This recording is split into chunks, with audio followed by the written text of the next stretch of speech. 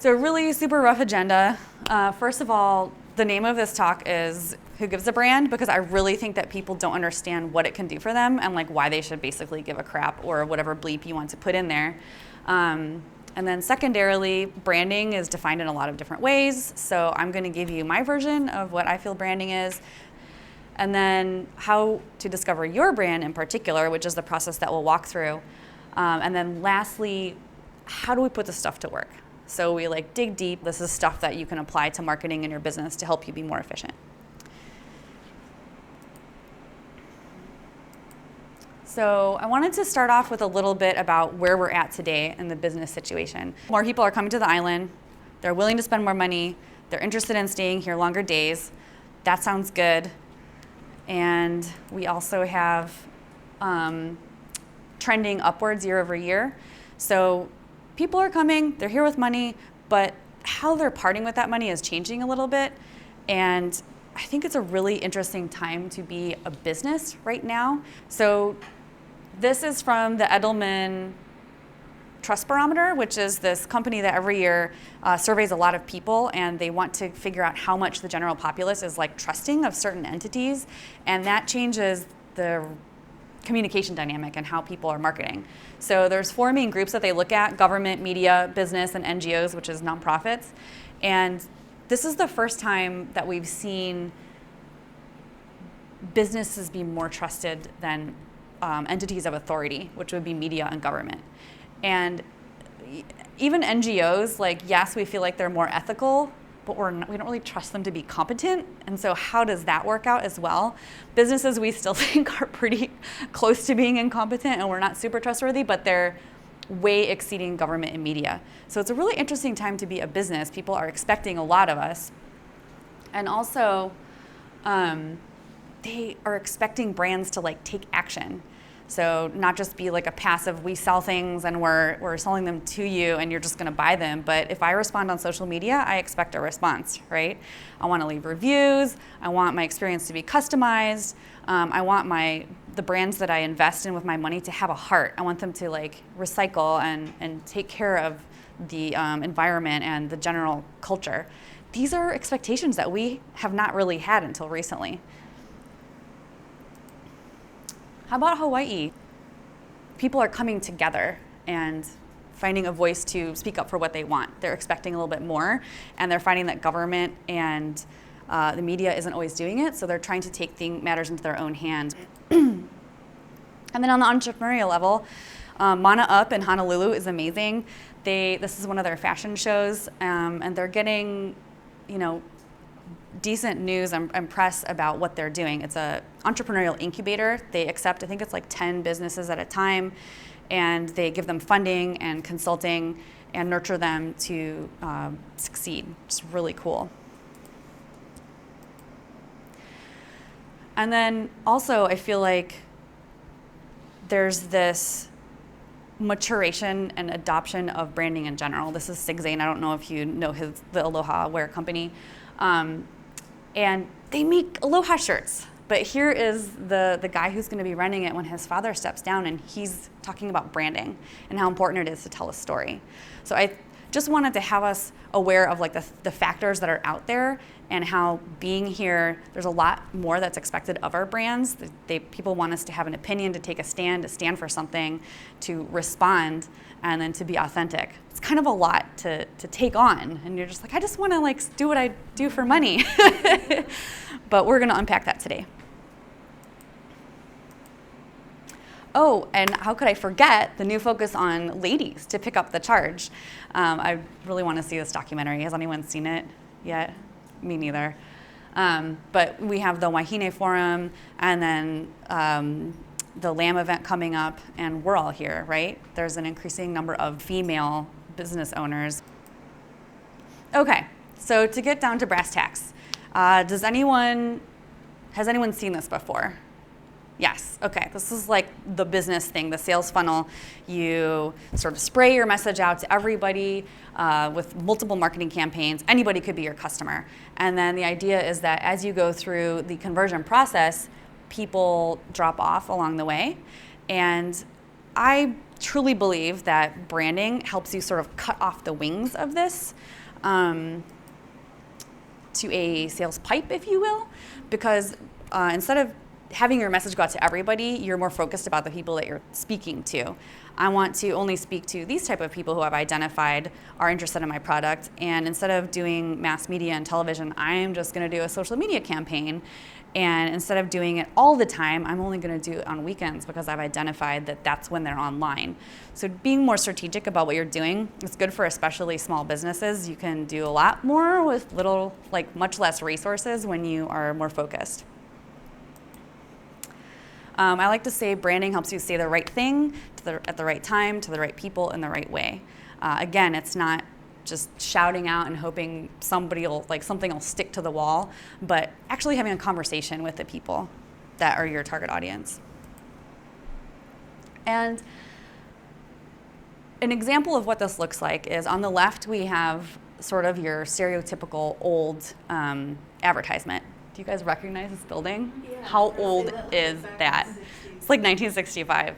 And then today, how interesting that it's an ad for a hotel, but they're not showing the hotel room. They're not showing the resort very large. They're not showing the beach. They're showing people having a moment. They're creating memories, right? They're creating a story. And this is the kind of advertising and marketing messaging that captures the imagination of your audience. The more that you can have them imagine like existing using your product, the more that they're likely to warm up to actually going through with it. Another example, I couldn't help myself. This is not as old, but this is the expected real estate ad, right? Look, we're faces, we're normal people, you can talk to us, we're number one, we're here to help. Totally heart is in the right place, but it's not very memorable. And plus, oftentimes they have to fit so many people in the ad that you're ever gonna recognize these people on the street? Probably not. Whereas this woman is evoking a feeling, right? My Hawaii, and she's not even looking at you too. She's kind of over her shoulder, like as if she's with you on the beach. This is the kind of marketing that branding helps you produce. Easier to connect with people. On another local level, wanted to show what it looks like when a brand takes a stance with storytelling. So Meebo Chips versus Diamond Bakery. Definitely both, they've been here forever. Both of their stuff is delicious, kind of cracker-like, I guess. But where's the story? Oh my goodness, there's this little tiny diamond head thing in the logo, which if you're really looking for, which isn't really a story. But one-ton chips is, even if you don't know what's going on, it catches your attention. I had to look it up. I guess their son thought it would be funny to do a play on wonton. Oh. And that's where it came from. And then they were like, oh, well, if it's 1 ton, it should be a strong guy doing it. And that's the whole story. But it sticks in people's heads because they were playful with it. So again, when you don't have to worry about talking to everybody, it gets a lot easier. Studies show that 80% of consumers are more likely to do business with companies that offer personalized experience. And it's hard to personalize experience when you're scattering it to a mass quantity of people. So if we just pick a few people, our life gets easier. I like to think that branding is what helps you do these things. So we talked about why you should give a crap about branding. That was the first section there. And let's define branding. So I like to say the brand is, first of all, at the very base level, what you're doing, what you're selling, who you are, what you stand for. And then your market positioning, which is, if you look at all of your competitors, where do you lie? Are you the expensive high-end luxury chip, maybe Terra chips or something like that? Or are you more of the, I'm just a cracker eater person, I don't need anything fancy, I'm just the diamond, cracker. I don't know why I decided crackers is the way to go with this. But you get the idea with the market positioning. People aren't gonna be holding diamond crackers and Terra chips in their hands and being gosh, I don't know which one to get, because they're both crunchy things, but they're so different. So understanding where your closest competitors are is your market positioning. And then the decisions that you make, these are not so much I'm going to go to work today, but I'm going to decide to use this ingredient even though it's more expensive because I think it tastes better and that's important to me. Or I'm going to make this wallet out of triple stitching, even though it's a pain in the butt, but I feel like it's a better better product that's stronger. So these, exactly, like what are the things that you stand for as a business? And then also what makes you unique. Sometimes that's not necessarily quality. It could just be like a quirk or maybe something, the 1-ton thing, or like maybe a unique taste or something like that. And then what kind of relationship the customer has with you.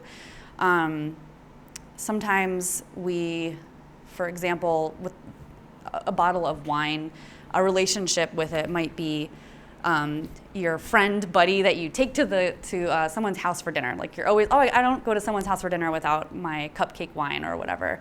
Or maybe it's more like when you want to impress somebody, then you bring this other wine that's more prestigious and you only buy it when you really want to impress somebody. So understanding the relationship that people have with your brand and your product or service or whatever it is helps you sort of speak to them in a way that they're expecting. And then lastly, what's the personality of your brand? It's kind of a lot, but when you understand this, it's really easy to market what you're doing and have it be consistent and feel authentic and from the heart. It's also helpful for you to give to marketing people, like if you hire a graphic designer or a website person, if you have packaged all of this and give this to one person and then another person, what they produce is more likely to be cohesive. So I do want to remind us that your brand is not necessarily your logo. The logo is the most probably distilled essence expression of your brand. Same with the tagline. The tagline would be the verbal expression of it, and the logo would be the visual. Not just me that says this. This other guy, Seth Godin, who's one of the forefathers of branding, if you will, one of my fellow geeks. He wrote a lot of good books about it. Also, Harvard Business Review backs me up on this one. They have some articles. And your logo might be your brand if you're a cow. That's my bad joke that got clicked away. Okay, so if it's not your logo, is your brand just who you say you are? So say I feel like my personal brand is, I always think of like the old icons from when I was much younger. If I'm like, I'm Cindy Crawford, that's my brand. Well, if other people don't think I'm Cindy Crawford, I'm not Cindy Crawford. So the idea is who you think you are and then who you're perceived to be, those together create your brand. If they don't align, you could be delusional, like I just gave you an example of, or you could have what's called a brand gap, where perhaps your company has evolved and you're still communicating in the way that you used to. Like maybe the logo doesn't really make sense anymore and your website is only representing one facet of your business.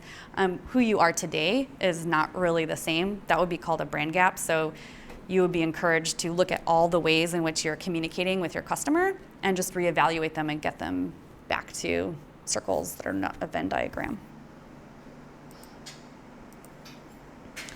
Another myth I just want to dispel is brands are not really created, they're discovered. Every business represented in here already has a brand. It's more about figuring out and unearthing what that is, and then a brand strategist helps you express it. And in fact, that quote by Zig Zane just says exactly that. He talks about how a lot of companies in Hawaii have such a rich history and the legacy of how they were started and why they do things. Businesses here tend to care a lot, and we're all on this rock together, so a little bit more accountable than the mainland. And so he sees himself as someone that just unearths that and then helps people express it. So that's my definition of branding. And the more that you can have how you express your brand align with what it really is, the more people are going to be connecting with that brand. Okay, so this is our crazy process.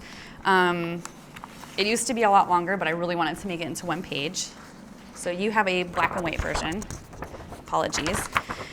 And so one thing I want to point out is you'll notice at the top that most of this is termed archaeology. And this is to remind us that this stuff already exists. We're not reinventing the wheel, sort of like digging into your inner soul of your brand, of your company, and figuring out what it is.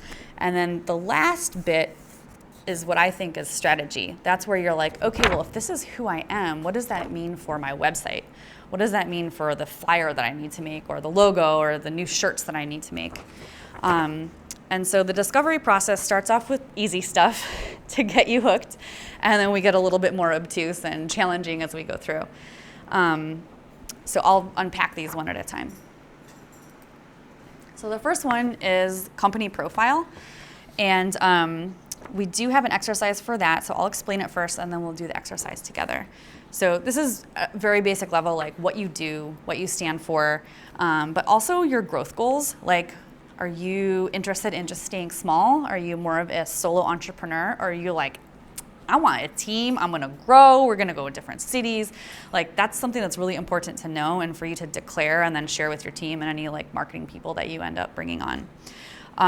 The reason for starting the company is nice to know, because if you started it to make money, that's a very different goal than if you started it to, I don't know, spread a cause or to engage a community. I feel like Aisha kind of started off as that and it grew into something else. So just knowing that is helpful. And then being a little bit honest about opportunities for improvement is probably a good thing to identify. And then your current marketing efforts is good to think about, because you're already putting some message out there. And even if you think you're doing nothing, you're probably doing something. You're going to networking events, or you have a voicemail greeting where you play some song and you're cheeky about it, or you're very professional. Like, those two things are saying something about your brand. So to help unpack this, we have build your vehicle. It's the car one. A lot of these exercises are sort of playful, like difficult things to do that are disguised as fun things. I've done a lot of workshops like this with executive level leadership teams, and if you ask them a straight up question, they'll give you a really jargony answer that doesn't mean anything. So it's like we have to trick them into give us information. So that's why we have a cartoon.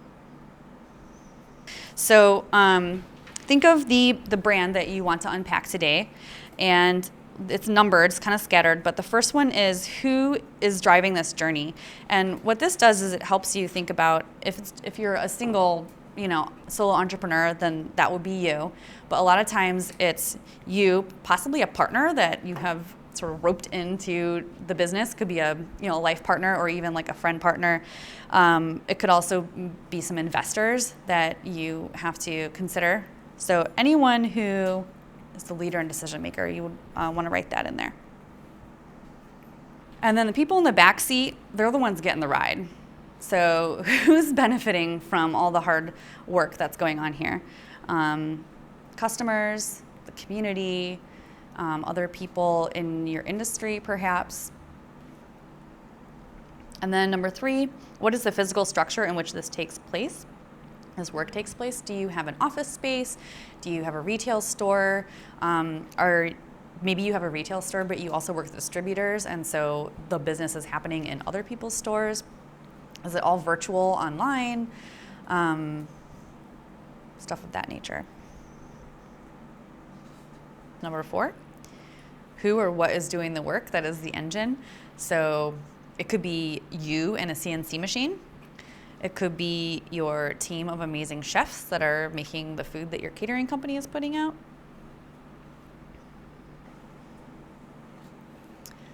And then how about the gas tank? What is fueling this machine? Is there a need that's very present in the community that is driving things as well? It could also be investment capital. And then wheels are very important for a car. What must be in place to move things forward? Number 6. So for example, do you need to have the buy-in of the secretary to reach the executive person who is actually buying your product? Or do you need distributors? Maybe you're someone who produces a good that doesn't have a retail environment. Maybe you need distributors or salespeople or something of that nature. Maybe you need a website and you don't have one yet, or something like that. So then we can also jump back to the sign. So number 7, where are we going? So that would be your goals, if you want to expand, if you want to add a new service, what are your ambitions for the next probably 6 months to like 3 years? And then lastly, number 8, what are the outside factors influencing our success? So this might be the economy, it might be the coronavirus, which I don't know about you, but with one of my clients is wreaking havoc. It could be the number of hours that you have in your day. Perhaps you are so busy that you're finding that it might be time to hire somebody or raise prices or something so that you can grow without killing yourself. Could also be the price of overseas goods, something like that. So some ideas to expand this on your own. One of the ways of helping you determine the personality of your business is to pick a car or a vehicle that you feel represents your business. For example, if you wanted to do this on your own later, perhaps you're an excavator, maybe you're a motorcycle, maybe you're a Yugo, or maybe you're a Tesla, and which car you picked and why says something about how you see your business. If cars aren't your thing, you could pick a breed of dog that you feel like your company is. One of my favorite answers I ever got were these older ladies that wanted to build a environmental sustainability like center for the community, and right away one of them says, "We're a Chihuahua. People underestimate us. We bite ankles." And they're like, "We're vicious." I'm like, okay. And you wouldn't have gotten that from a car, right? So one of those 2 exercises can help you unpack the personality. All right. So as you're describing your company, one of the things that I like to remind us is there are things that are intangible that are actually benefits that we're providing to the customer. So in the case of photography, if they really just needed a photograph, they would take a selfie, right? But they want a feeling of sophistication and professionalism, and they want to be taken seriously, probably by themselves as well as outside people. And so all of these benefits are not really like, you can't touch them and feel them and see them necessarily. They're sort of in the heart. And so it's good to understand these. Studies show that we make the decision to buy something with our gut, and then we look for factors and like reasons to back it up to justify our desire to buy the thing. It's also why when you go to like big box retail stores like Old Navy or something like that, they put the sale items in the very back because you're first to walk past all the nice things and possibly touch a sweater or something like that on your way to the stuff that you feel like you can afford. So competitive environment, this is that marketplace positioning. I took coffee as an example. So you have high price and low priced. Think about traditional versus trendy. Low priced, pour over. You just need a filter and like one of these cone things. You just pour hot water on it. It's pretty trendy. It's not like a thing we're gonna see our parents doing. It's pretty affordable. Keurig is more expensive, kind of trendy, but like Target trendy, not like I'm a super hipster trendy. If you really want to go for it, like cheap and trendy would be growing your own coffee beans, right, and roasting them. And if we look at trendy and high price, more accessible, this is where it starts to be profitable for people to have products in it. And so you're seeing some brands here. I put Starbucks right in the middle. I feel like they're slightly expensive, and they used to be trendy, right? But not so much anymore. We have Huawei. They're a little bit more expensive. I don't think I would call them trendy.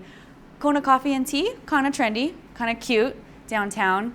And then Volcanica with their pea berry stuff and their like sexy packaging, I would say they're definitely a little more trending, and that's really expensive. It's like $50 for a pound of coffee. And on this side, traditional espresso, they've been doing that forever, definitely expensive. Peet's is kind of like Starbucks, but like maybe like a little bit more traditional.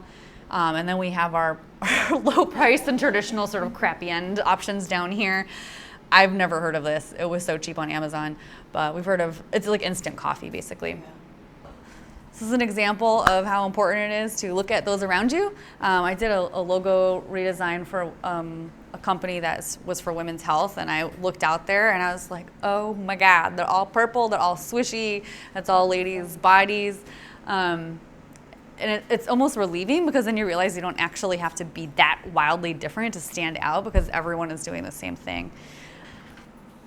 Okay, so for target audience, I couldn't help myself. I gave you this generation gap worksheet that has all the stuff on it. And I think this does a really great job of playfully showing how different people can solve the same problem in different ways. Okay, so we're going to unpack your target audience next, which is this chart. And there's a lot of different questions that you could ask yourself to talk about them. And I'm suggesting a few here. You don't have to get literal with it. If this question doesn't make sense for you, you can skip it. Wanted to point out that oftentimes there's primary audiences and secondary audiences. And what that can mean is there's the people who are buying and using your product, but oftentimes there's people who might buy it but not use it. So it could be a gift. For example, if you were a jewelry maker, the person who's going to buy it and wear it could be your target audience. And then a big box store that might want to buy your design and mass produce it or distribute it could be a target audience. And then a local retailer that has a few different stores could be a primary audience. And so these would be the people you are focusing on. And then at the same time, you don't want to alienate your secondary audience, right? So if you were creating a campaign to advertise your jewelry, you don't want to poke fun at guys because they might want to buy the jewelry for their girl, right? You don't need to make them your focus, but just keep them in mind.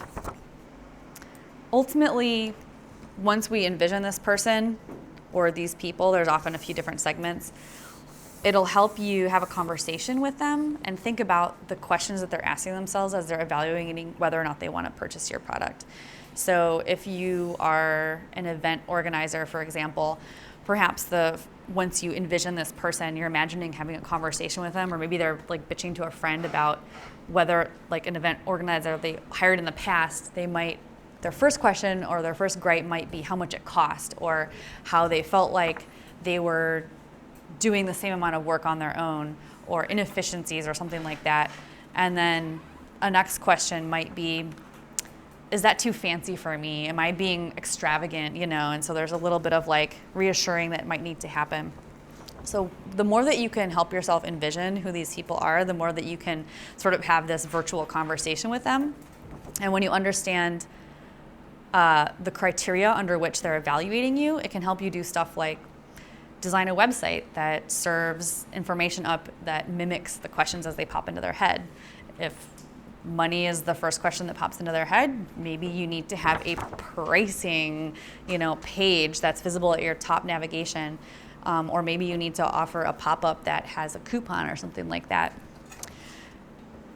So if you want to pick one of your audience clusters segments and give them a name at the top, you could describe them, you could call them Fred, or if there's a particular customer who is like the quintessential, you could just put that customer in there. To the left-hand side, we mostly have demographics, which are pretty basic. Age range, gender, income level, description. I put income level description because you might not know how much they make, but there might be like the more wealthy people and then like the less wealthy people or the in-between people. If you do know their income, the more specific you can be, the more helpful. Living situation would be like, do they have roommates? Do they tend to live with their family? Do they have multiple houses and this is one of their villas that's on this island? And relationship, family status, do they have kids? Are they more likely to be single? Are they college kids perhaps? Empty nesters. And I'm not expecting you to fill them out this quickly, but I'm just going to go through and explain them. Employment, do they have 4 jobs? Do they have 1 job? Are they trustafarian, where they just get a trust fund? Education and tech knowledge, I put these together because it doesn't really matter as much these days whether or not you have a high school diploma or a college diploma. I feel like a lot of it is what your media consumption is like. Are you more likely to read books on a piece of paper or a Kindle, or more like to listen to music on the radio versus, a Spotify app or something like that? So I lumped those together. And then on the right-hand side, it starts to get a little bit more touchy-feely. At the top, we have most used apps. And this is not necessarily because you're going to be able to advertise with the app, but it helps you imagine like what they're touching their phone for and what they like to do on a daily basis. Are they capturing pictures? Are they looking for recipes? Are they listening to podcasts? Are they using the Nike running app every day? Day off activities. So this used to say what they do while they're on vacation, but I think because in Hawaii it's a little bit, it's just different here, right? So on their day off, are they, being outside? Are they spending time with their family? Are they shopping? Are they working on their hobby? Brands they admire is really helpful because sometimes it's hard to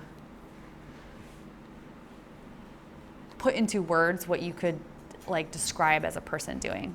If you're like, oh yeah, they're all about Jeeps. They have bumper stickers about Jeeps are for girls, silly boys, and stuff like that, And then you're like, well, actually, yeah, they wear trucker hats, and they're probably surfer girls. And so the more you start to think of these things, it leads to a richer description of the person. Again, we're trying to trick you into giving information. And then what appearance characteristics could help you pick them out from a crowd? So if you went to a networking event or a farmer's market or you were just walking on the street, if you saw a person that did X, you'd be like, that totally reminds me of my client Jessica. She always does this thing. The more that we can paint a vivid picture of these people, the more it'll help you envision them. What are they proud of? It could be their abs. It could be their daughter. It could be their lifted truck. What keeps them up at night? This is a really nice one because it can help you show up as help and not so much as a salesperson. One of the things I wanted to say also about this is you could do like a cartoon or like an OkCupid profile or even a resume, or imagine like you could do a fake Instagram feed for each of your groups or something like that if you're a more visual person. Or heck, you could even, if you know the Instagram accounts of some of your customers, you could just print out those pictures and make that your collage. So next we have personality. And so this is not necessarily your individual personality, but the personality of your brand. They're oftentimes pretty close, but who I am as an individual is not the service that I provide. So that's good to differentiate. And this is your personality trait cheat sheet. I find that it's often hard for people to come up with random words out of the blue, but the easiest thing to do is to know what you're not, right? So I would suggest going through and crossing out anything that you're like, my brand is not that. And so anything that resonates with you, I would circle. Okay. So you have your personality traits. If there's a lot on here and you probably picked more than you need, so a way to distill it would be to try to see which ones have commonalities and to pick one theme for each trait. Ideally, there's like no more than 6. And then pick a word that you feel like is really the core one for the box, and then synonyms underneath it, which allows you to, sometimes one of these other words might feel more appropriate when you're talking about your company.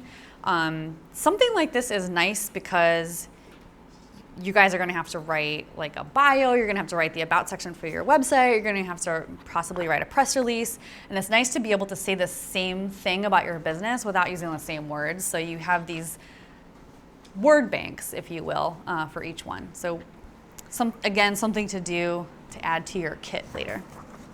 Some examples of things that don't have personalities. This vodka to me has very little personality. And in the branding world, that's a weak point because it's unmemorable. There's not really a story here to tell. They're appealing to everybody, and by doing that, they're kind of appealing to nobody. An example of the opposite of that might be Ocean Vodka, which is so beautiful, but it's totally memorable and unique, and there's almost like a cult following of them. And then I don't know if you guys remember this campaign. This is like the quintessential, like if your company had a personality, what would it be like? So I know that this is a lot, and I've actually had some of my clients call me a brand therapist, but I do promise that if you bother to go through this process and dig it up, it will make you more efficient in the future. And before we end, I'm gonna talk about how you can use this stuff. This is a really awesome TED Talk by Simon Sinek. I see some nods, so some of you have seen it already. He talks about how if you really want to get people to take action, the best way to do that is to talk about why they're doing things. So if we were looking at Nike, for example, what they do is they make shoes, right? But their advertisements don't say, we make shoes, and their tagline isn't running shoes for people who run. I feel like a lot of times we feel like taglines need to say what we do in it. The next level of that would be how we do it. They might say, we use really lightweight materials and are really strong, and we use like a waffle weave, and we use neon so that you don't get hit at night. And those things are kind of cool too, but you're not really having an emotional connection with it at that point. The why of like why they are obsessed to make a better running shoe is something that becomes more interesting, right? And the more that they understand, they can get into our head about why we exercise and how challenging yourself in little ways when you go to the gym, or if you're playing sand volleyball or beach volleyball or something like that. The more that they can understand that, the more they're going to connect with us, and that's why Just Do It is so visceral. It has nothing to do with sports. It doesn't say anything about what they do. It's about that feeling when you're like, start your run and you're like, yeah, I made time for this today. I'm gonna go on my run. Or you're sweating and playing beach volleyball and you just went out and did it. You could have sat on the sideline and been like, oh, I don't want to play this time, but you just did it. Okay, so all of that stuff is stuff that already exists. The last bit is to take it and bake it into a strategy. And I do want to dispel one thing. Even if your company or your brand is evolving over time, you're never really rebranding, because again, who you are already exists, and you should be really reluctant to throw away all that out because it's part of what's brought you to this point. And sometimes brands need to refresh, like for example, the Ladies Artisan Market. Even the name has become LAM. People were already calling it LAM, but we decided to shorten it in a more permanent way. And it's not necessarily an artisan market anymore. It is, but it's a lot more than that. But we don't want to get rid of the color scheme completely. Their personality hasn't changed. It's still playful and cheeky and bold. So those aspects of your brand can be the same, and how you express it can evolve to reflect who you've become. Unless you get bought by something out and you completely change, but usually that's not the case. Here's an example of a logo refresh I did. This is the original one, and it's supposed to be the point of a sword, but people couldn't tell what was going on. They thought maybe it was like a strange gray rainbow that was coming out of the R. And so sometimes the logo just needs a little bit of context. So we added a surface that the iron is getting honed on, like an anvil or something. And then also, this is an example of, you have to make this very large to see the font. So by removing the font and putting it next to it, it's functional at a smaller size. Another example is, this was the inspiration behind a logo I did for a guy, the brand he was creating, he already created it. It's called Encompass, and he wanted it to be encompassing all ethnic backgrounds and all inspiration in terms of artistic input. He was going to do a clothing line. He's also an artist. And there are these seals in Japanese culture and art where it's your name on it, and they stamp it. And then this guy was also into like graffiti art, and he liked the idea of like alchemy and like the formula behind like the golden mean and stuff like that. Anyways, long story short, the logo that I came up with was an E that looks sort of like it could be some sort of alchemical sign. And then he actually had a stamp made so that he could like do his business card and stuff, and it would have that texture. And he wanted to spell the name of the company in a way that made you think and had us, like, we're in this together. That was not my decision from an SEO standpoint. It was a nightmare. But it's very clever, and he's an artist. So I think it was a decision that will serve him well. Another thing that can be guided by your brand story is the color palette. So this is for a Pacific Northwest brand. They have the fresh green, they have the evergreen color. Obviously black is not really a color. Sea green, sort of just the hues that come about this part of the country might not go as well here. We're more punchy and upbeat and colorful, but in the Pacific Northwest, a little bit more muted. So on your crazy diagram, at the bottom, there are brand strategy documentation. There are some suggestions as to how you might record all this. So you'll have this binder, but if you were to hire a brand strategy firm or myself or something of that nature, you would probably have all this distilled into one of these documents, either a brand brief, which is like a 1 or 2 page thing that attempts to just take the essence and record it. There's also something, the target audience profile, which might be some of the stuff that you filled out, and then there's often like a picture that seems to represent the individual, or if you did a collage. And so again, that would be a 1-page thing. And really, if you have a brand brief and a target audience profile, it's who you are and who your audience is, and it's both sides of the conversation.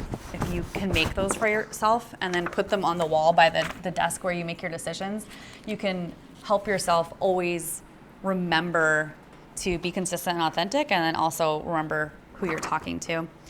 The brand vocabulary map is this crazy thing I pointed out, and then a brand storybook is sort of like evocative, like headlines and pictures that sort of express the brand in a story. I call it a creative director in a book. Once you flip through it, you should just like get the company. Maybe kind of like a lookbook for like a fashion company or something like that. And let's see what's next. Oh, I have an example of couple for you. So this is a brand storybook for a high-end sushi restaurant in Manhattan Beach in the LA area. We also use this to sell the idea of the restaurant to get investors before it existed. So a lot of times why people invest in a restaurant is they want to bring their friends there and like have drinks and like look cool and like almost like they're hosting, but they don't have to run the restaurant.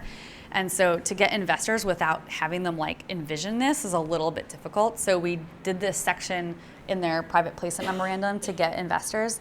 And it worked so well that the founders came to the firm I was working at and said, when can we pay you? This is working like gangbusters. So it's nice to tell a story when you need people to give you money. Another example is Mastro's Steakhouse. This is, again, on the mainland. It's interesting. It's kind of like a franchise, but they don't have a really strict set of guidelines. And so every time someone opens up a new Mastro's, they have to like send all these senior staff there to like kind of tell them what to do, but kind of not tell them what to do. And it creates a lot of friction and it's expensive for them. So we developed a brand storybook that after you flip through it, you have an idea of like the feeling of the place. And after that point, it doesn't really matter so much like what kind of fork you get. If the feeling is there, the overarching theme will feel cohesive. So if you have this, the brand brief and the target audience profile, it's kind of like you have a brand manager on staff. You just have to remember to consult them. They're on the wall. It'll help you produce materials for social media and talk about things that matter to your audience. This is Puna Chocolate.